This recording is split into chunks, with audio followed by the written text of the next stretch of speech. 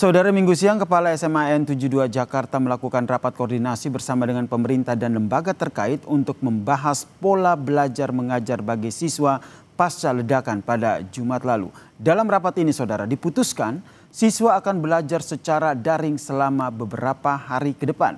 Lebih lengkap, ini dia laporan dari jurnalis Kompas TV Cindy Permadi dan juru kamera Arif Rahman yang sudah kami rekam sebelumnya.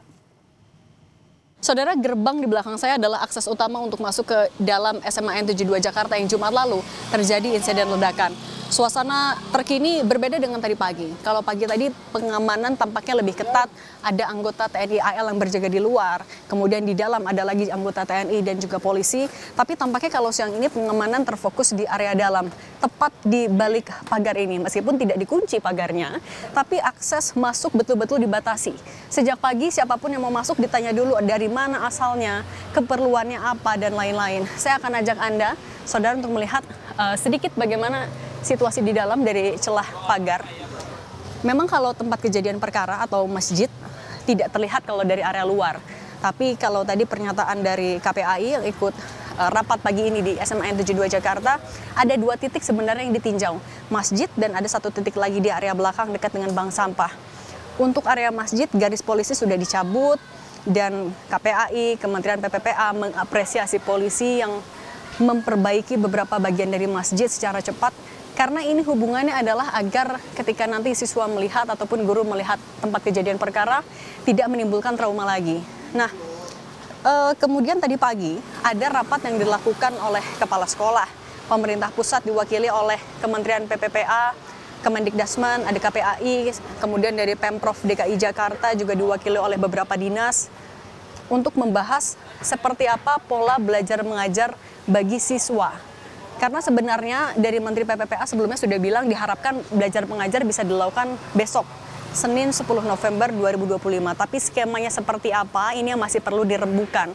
Bagaimana belajar mengajar itu bisa dilangsungkan dengan nyaman, aman, dan lancar, menyesuaikan dengan kondisi psikologis siswa, guru, dan juga orang tua siswa. Tadi kalau disampaikan juga oleh KPAI sudah melakukan pemetaan.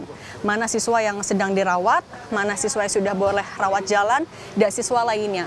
Pendampingan psikologis akan dilakukan untuk seluruhnya lebih dari 700 siswa. Dan juga untuk puluhan guru sudah berlangsung sebagian yang lagi akan seiring berjalannya waktu itu akan dilakukan semua. Dan dalam rapat tadi pagi diputuskan kalau pelajaran atau proses belajar mengajar per besok akan dilakukan secara daring. Itu pun akan difokuskan dulu untuk pendampingan psikologis. Nanti akan ada pendampingan dari psikolog. Dan akan berapa hari, bisa 3 hari, bisa 4 hari, akan tergantung dari asesmen yang dilakukan. Menyesuaikan seperti apa kondisi dari murid, guru, dan juga orang tua siswa. Kemudian juga area di dalam SMAN 72 ini masih dilakukan sterilisasi. Jadi pembelajaran secara daring itu juga tidak hanya menyesuaikan kondisi psikis dari elemen di dalam sekolah, tapi juga sterilisasi dan proses hukum yang sedang dilangsungkan. Kemudian juga untuk pendampingan psikologis ini, karena memang menjadi fokus saat ini, Menteri Sosial juga sudah bilang akan memberikan rehabilitasi sosial. Jadi bisa jadi selama beberapa pasien masih dirawat di sekolah, dari tim pendamping akan mengajak dialog orang tua mencari solusi terbaik seperti apa kondisinya. Yang dipastikan oleh pemerintah adalah semua dukungan ini tidak dipungut biaya alias gratis. Baik itu tanggungan biaya perawatan di rumah sakit hingga rehabilitasi sosial. Cindy Permadi, Arif Rahman, Kompas TV Jakarta.